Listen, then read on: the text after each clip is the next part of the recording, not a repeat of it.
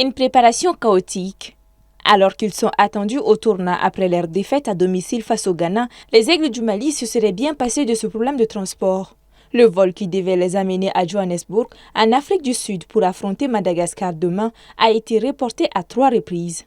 Une première fois, dans la nuit du vendredi au samedi.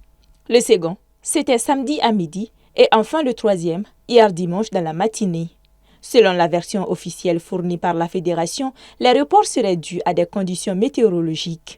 Mais d'autres indiquent une négligence des responsables chargés de préparer le voyage.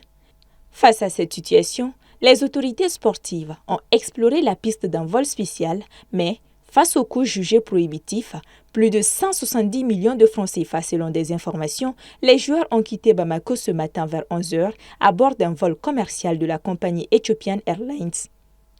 Les Aigles devront faire escale à Addis Abeba et ne seront à Johannesburg qu'entre 4h et 5h du matin mardi, jour du match.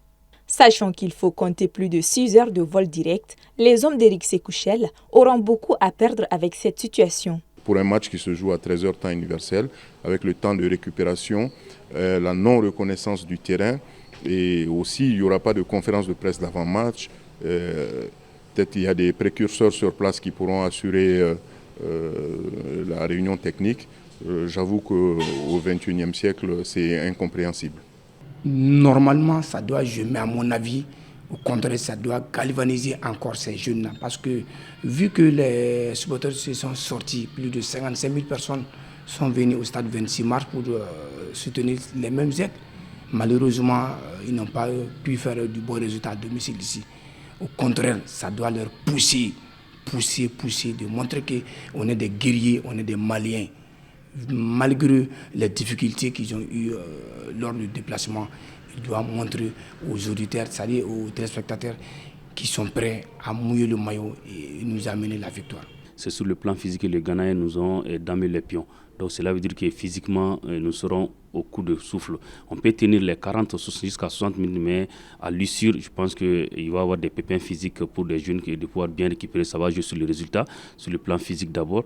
Et je pense que si on a des bons kinés aussi qui peuvent faire des récupérations, des travaux de kiné, mais avec des médicaments aussi, il faut faire attention parce qu'on a des joueurs qui ont été suspendus pour ces médicaments qui sont un peu prohibés par la médecine sportive.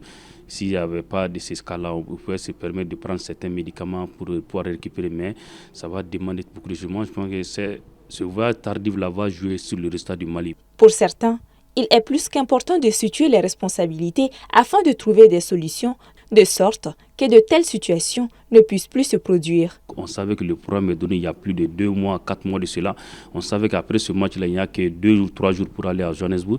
Donc il fallait prendre toutes les précautions nécessaires pour ne pas être dans ça. Moi, je pense qu'on néglige le football. Et ça commence depuis le ministère, au niveau du ministère, au niveau de la fédération. Tous les départements qui s'occupent de ces logistiques-là doivent être interpellés. Maintenant, à ce niveau, il va falloir beaucoup plus de rigueur et surtout situer les responsabilités à ce niveau pour que ce genre de cas n'arrive pas.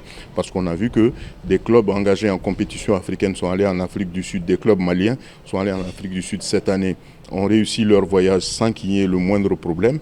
Et il est incompréhensible qu'au niveau de l'État, qu'il y ait des problèmes à ce niveau. Donc je pense qu'il va falloir situer les responsabilités et sanctionner. Ce match contre Madagascar est très important pour le Mali, qui n'a plus le droit à l'erreur. Le Mali est 4e à 2 points du leader malgache.